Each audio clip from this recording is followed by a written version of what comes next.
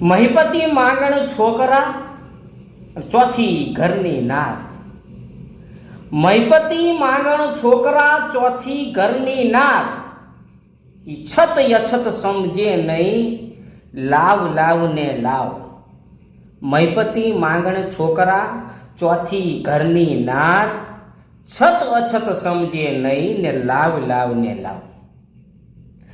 ત્રણ જણા છે એ એમનો સ્વભાવ આ લોક સાહિત્યના દુવામાં સાહેબ માંગણાનો કીધો છે કે આ ત્રણ વ્યક્તિ છે હંમેશા માંગણાના સ્વભાવવાળા હોય છે.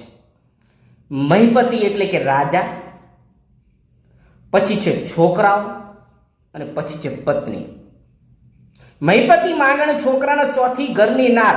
આ ત્રણ જણા એવા છે કે એ લોકો મહીપતિ એટલે કે એમને જે પ્રજા પાસે, એટલે અત્યારે સરકાર ગણો કે પ્રજા પાસે અલગ અલગ અલગ અલગ અલગ પ્રકારના કર ઉઘરાવા સિવાય બીજું નહીં.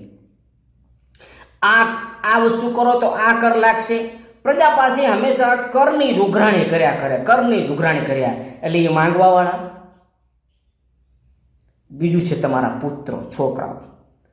બાપ જે છે એ આખો દિવસ મહેનત મજૂરી કરી અને ઘરે સાંજે પગ મૂકશે એટલે છોકરાઓ તરત હાથ પકડી પપ્પા આ લાયા, પપ્પા આ લાયા, પપ્પા આ લાયા.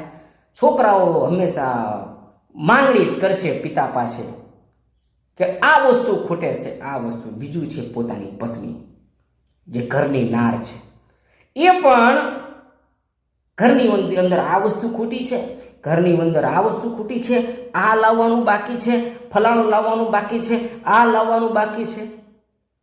એ ઘરની અંદર છત અછત, તંગી કે તેજી મંદી, ઘરની અંદર પૈસો છે કે નથી એ કાંઈ જુએ નહીં. આ ત્રણ સ્વભાવ માત્ર એમ કે લાવ લાવ ને લાવ, લાવ લાવ ને લાવ. એટલે પછી આ લોક સાહિત્યમાં કીધું કે મહીપતિ માંગણ છોકરા, ચોથી ઘરની નાર. છત યછત સમજે નહીં ને લાવ લાવ ને લાવ. જય દ્વારકાધીશ.